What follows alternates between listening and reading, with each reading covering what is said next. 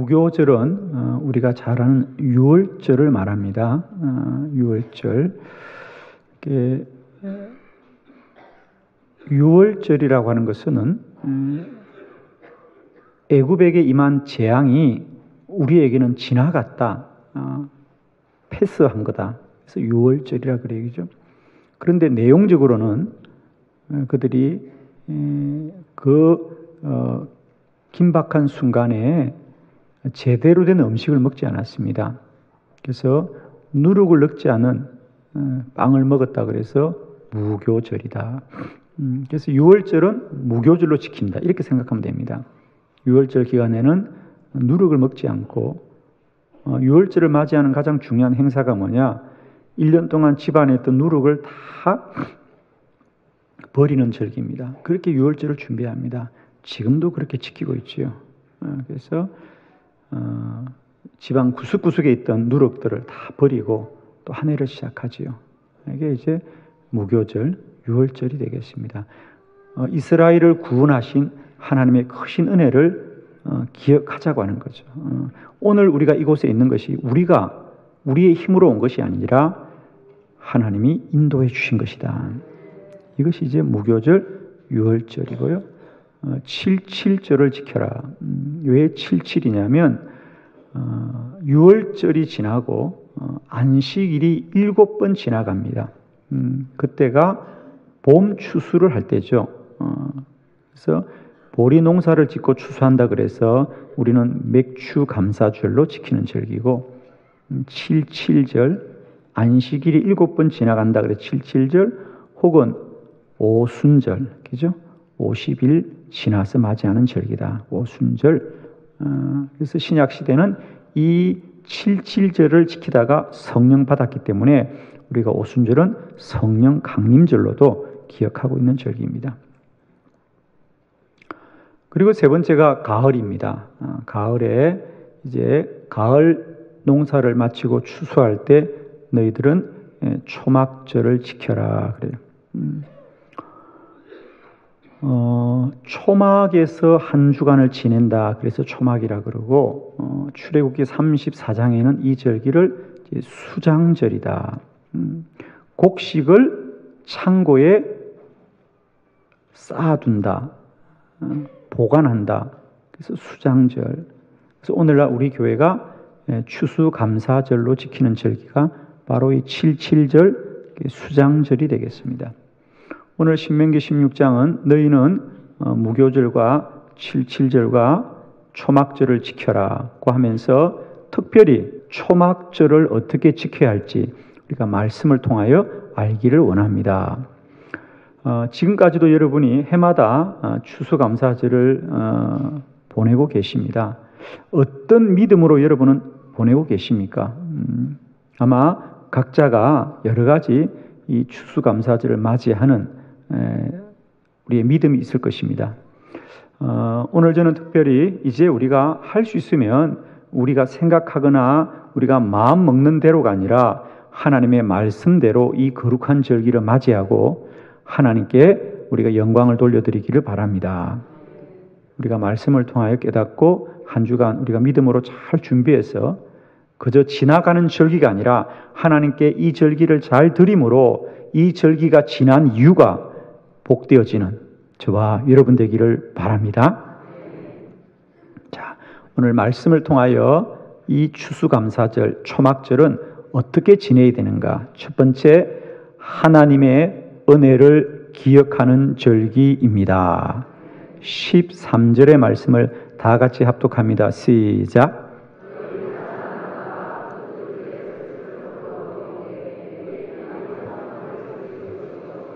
아멘.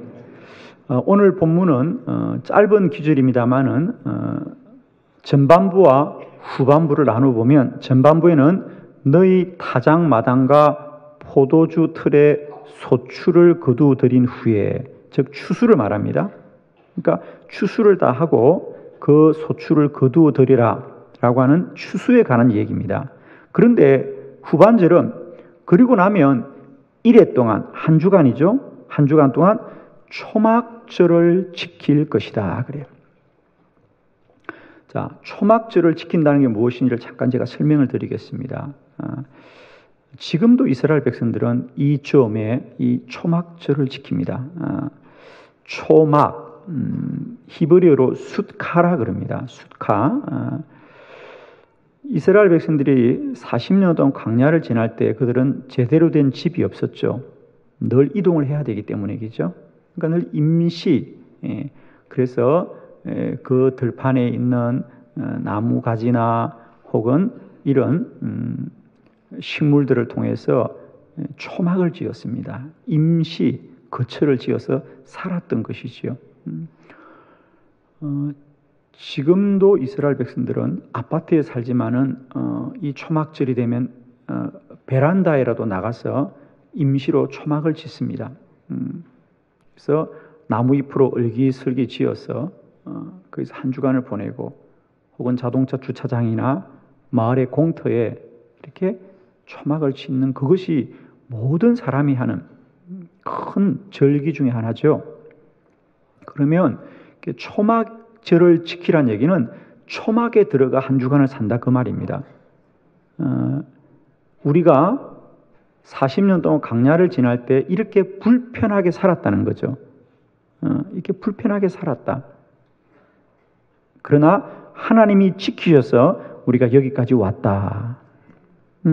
그러므로 추수를 마치고 곡식을 가득가득 창고에 쌓아두었는데 그거 하나도 손대지 말고 너희들은 꼼짝없이 한 주간은 초막에서 지내라. 우리가 보통 생각하는 것과 다르죠, 그죠?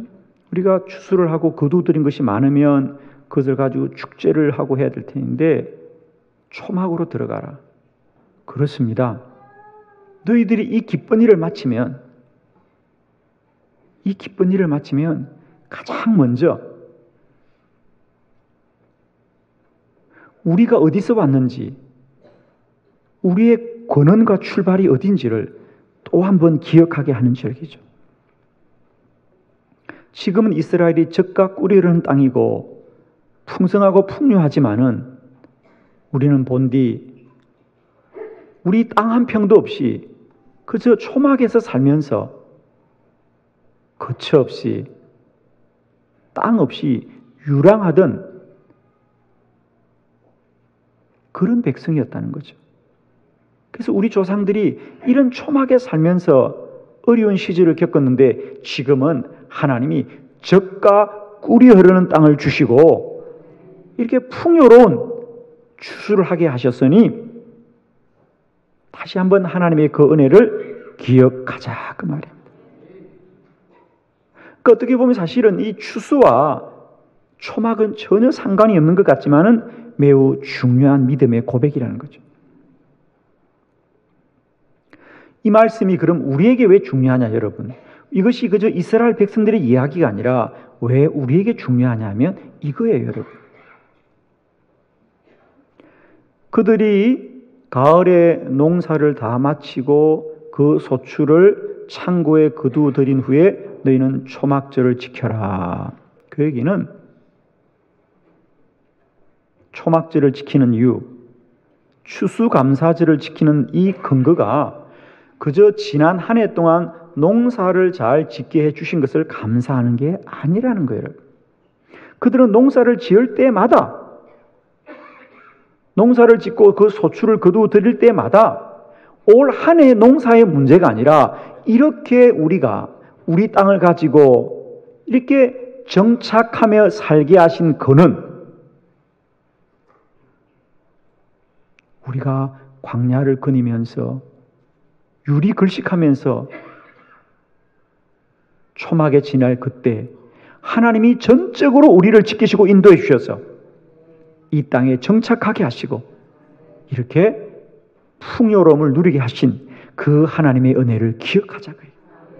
그러니까 1년의 농사의 문제가 아니라 우리를 구원하신 하나님을 기억하자. 아멘. 오늘날 우리도 마찬가지예요. 우리가 추수감사절 그러면 올 한 해 농사를 잘 짓게 하셔서 감사하다거나 또 어떤 분은 심지어 그렇게 말하는 분도 있습니다. 추수감사절은 농사 짓는 분들이나 하는 것이지 이제 현대 사회에는 의미가 없다라고 말하는데, 여러분, 농경시대나 산업시대나 현대사회나 우리가 구원받은 사실은 동일한 진리인 줄 믿습니다.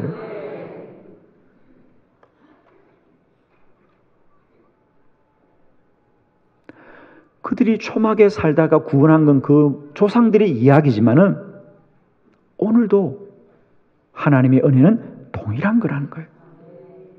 그러므로 여러분, 이제 우리가 이 추수감사절이 지난 1년을 하나님이 뭘 복을 주고 안 주고, 내가 사업이 잘 되고 안 되고, 농사가 잘 되고 안 되고가 문제가 아니라 우리가 구원받은 것이 가장 큰 감사요. 전적인 하나님의 은혜인 것을 기억하기를 원합니다, 여러분. 그래서 추수감사주일은 우리가 소출을 거둔 것을 감사하는 것이 아니라 구원받은 것을 감사하는 것이다. 오늘 이스라엘 백성들의 신앙의 근본을 보십시오. 농사를 짓고 뭘 감사하느냐? 초막을 지면서 우리가 원래는 초막에 살아야 되는데 오늘 이렇게 정착하게 된 것, 우리의 땅을 가지게 된 것을 감사합니다. 할렐루야.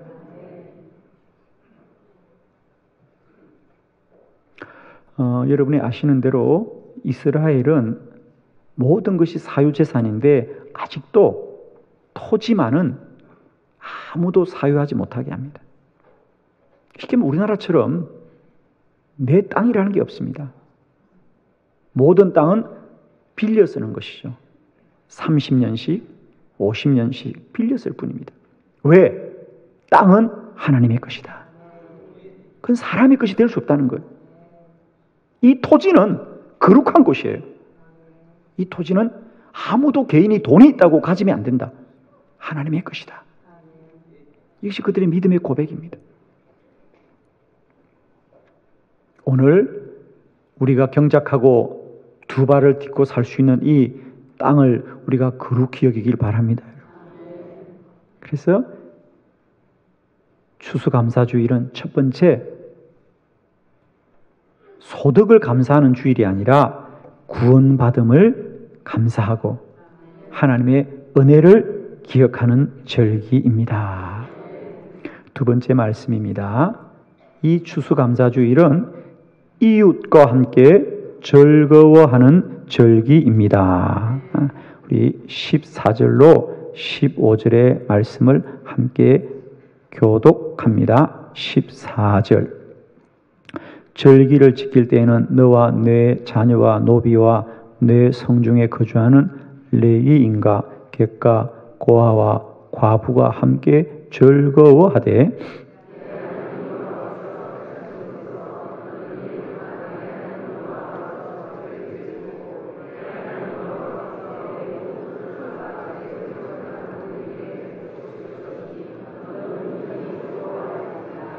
아멘.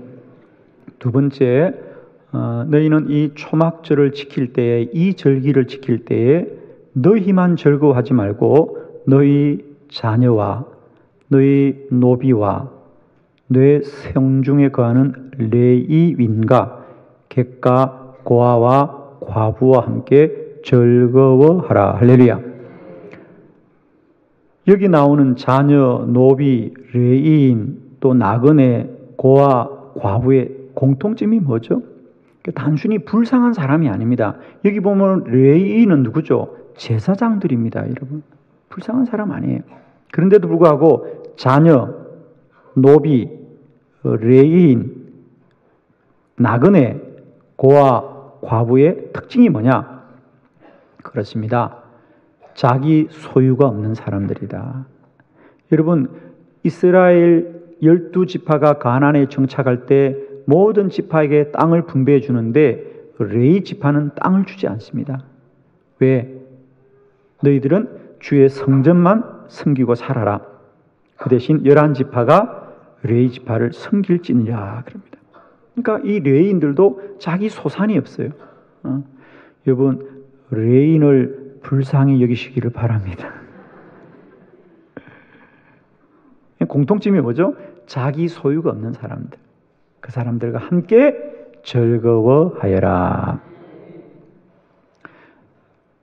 추수감사절은 하나님이 주신 이 많은 소출과 많은 복을 나만이 즐거워하는 것이 아니라 소유를 갖지 못하는 사람들과도 함께 즐거워하는 절기가 되어야 될 줄 믿습니다. 하나님이 우리에게 주신 복은 사명인 줄로 믿습니다.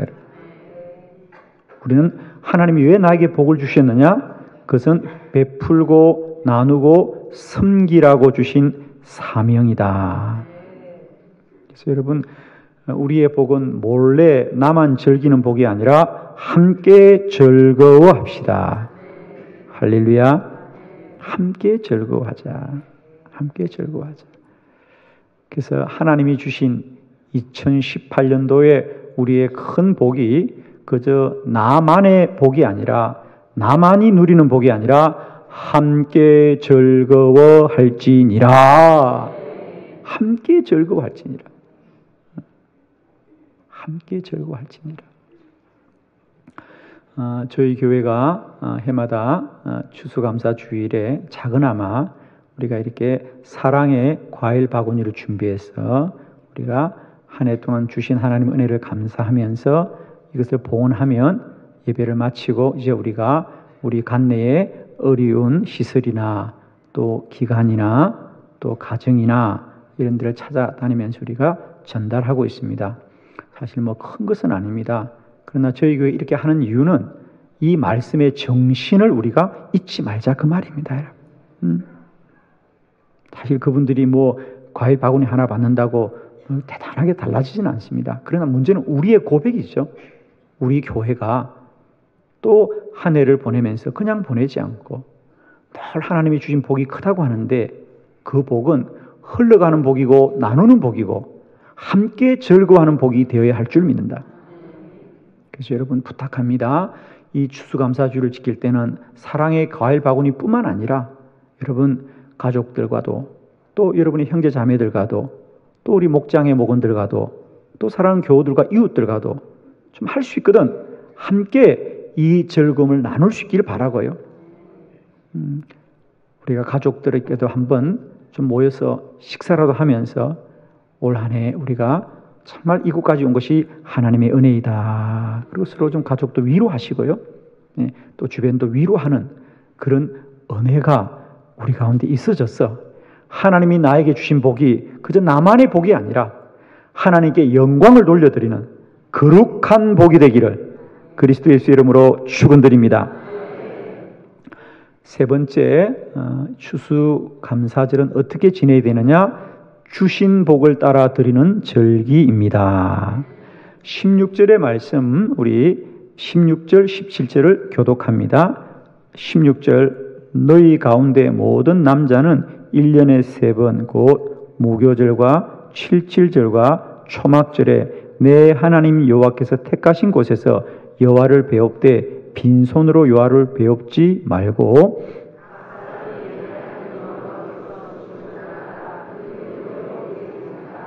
아멘. 자, 하나님은 초막절을 맞이하는 이스라엘 백성들에게 너희는 이렇게 하나님께 드릴지니라 그럽니다. 자, 여러분 우리가 해마다 추수감사주일을 드릴 때마다 야, 나는 하나님께 무엇을 드려야 될까? 아마 여러분 마음속에 다 고민이 되실 것입니다. 그러나 우리가 해마다 이 추수감사절을 드리고 있는데 여러분 저는 그렇게 생각합니다. 우리가 뭘 드리고 안 드리고의 문제가 아니라 중요한 것은 기준이 있어야 되겠다는 거죠. 내가 이 추수감사주일을 맞이하는 기준이 뭐가 돼야 될까? 기준이 있어야 되겠죠. 그래서 제가 아는 목사님은 하나님이 그런 마음을 주셨답니다. 사실 해마다 추수감사주일을 헌금을 할 때 내가 얼마를 해야 될까 막연하잖아요, 그죠? 여러분도 마찬가지일 겁니다. 그런데 이 목사님은 기도하시다가 마음속에 그런 마음이 들었대요. 1년이 365일이면 내가 하루에 그래도 한 1,000원씩은 좀 감사를 해야 되겠다. 그래서 해마다 그 목사님은 추수감사주일이 되면 36만 5천 원을 본인의 감사 예물로 드린답니다.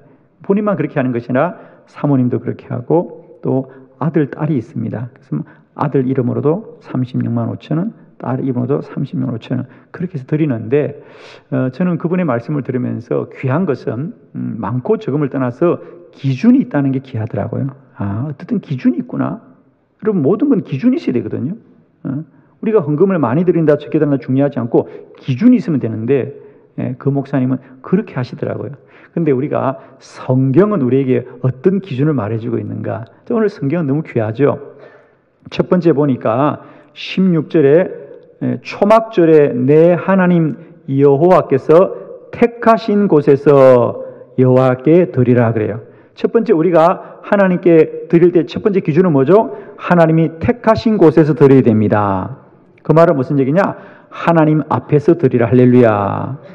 자, 올해 우리 모두가 하나님께 예물을 드릴 때 첫 번째 기준 우리가 하나님 앞에 드리시기를 바랍니다. 하나님 앞에 드리세요. 이 예물을 내가 사람 앞에 드리지 않고 하나님께 드린다는 믿음으로 드리길 바라요. 우리 모든 예물이 그래야 됩니다. 하나님 앞에 드리세요. 제가 외국에 한번 갔을 때 좀 다른 게 있더라고요. 우리나라는 좀 그런 문화가 있어요. 이렇게 헌금을 드리는 것은 뭔가 좀 은밀하게 좀 모르게 해야 되는. 그래서 헌금 바구니에도 손을 쑥 넣고 그죠? 모르죠. 손을 쑥 넣습니다. 그리고 다들 안 보이게 해요. 근데 그 교회는 다르더라고요. 헌금을 드리는데 하얀 쟁반에 드리더라고요. 그러니까 옆에 사람이 얼마 드리는지 다 알아. 하얀 쟁반이 다 가면서 있는데 누구나 헌금을 드리면서 떳떳해요. 왜? 하나님께 드리는 거니까. 저는 그때 그 믿음의 고백을 깨달았어요. 그래요. 내가 적게 드리든 많게 드리든 그건 중요하지 않고 내가 하나님 앞에 드리는 거라는 거죠. 근데 우리는 좀 헌금은 그냥 뭔가 이렇게 좀 몰래 좀 비밀스럽게 이렇게 해야 되는 생각이 있는데 저는 어쨌든 우리가 이제 여러분 우리 살아가면서 하나님께 드리는 것은 하나님 앞에 드리시길 바라요. 우리가 정코 많고는 중요하지 않고요. 하나님 앞에 드려라. 이것이 하나님께 드리는 것이 되어야 된다. 두 번째 17절에 보니까 각 사람이 내 하나님 여호와께서 주신 복을 따라 드리라. 할렐루야. 자기 것 드리지 말고요. 하나님이 주신 복을 따라 드리세요. 아멘. 자기 것 드리지 말고 하나님이 주신 복을 따라 드리라. 세 번째 그 힘대로 드릴지니라. 힘대로, 힘 닿는 대로 힘써서 최선을 다하여 드리라. 여러분 우리가 하나님께 드리는 것은 귀한 것인 줄 믿습니다. 할 수 있거든 최선을 다하여서 내 힘껏 하나님께 드려서 여호와를 기쁘시게 하고 그 기쁨이 저와 여러분의 기쁨이 되길 바라요. 우리가 부모님께 효도하면 부모님께 기쁜 것이 아니라 여러분도 기쁘고 흐뭇합니다. 그렇죠? 우리가 부모님께 효도하면 아깝습니까? 아니에요.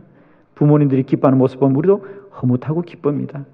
우리가 진실로 우리들의 헌신이 하나님 앞에 드려서 하나님을 기쁘시게 할 때 하나님의 기쁨이 우리의 기쁨이 되어지시기를 주의 이름으로 축복합니다.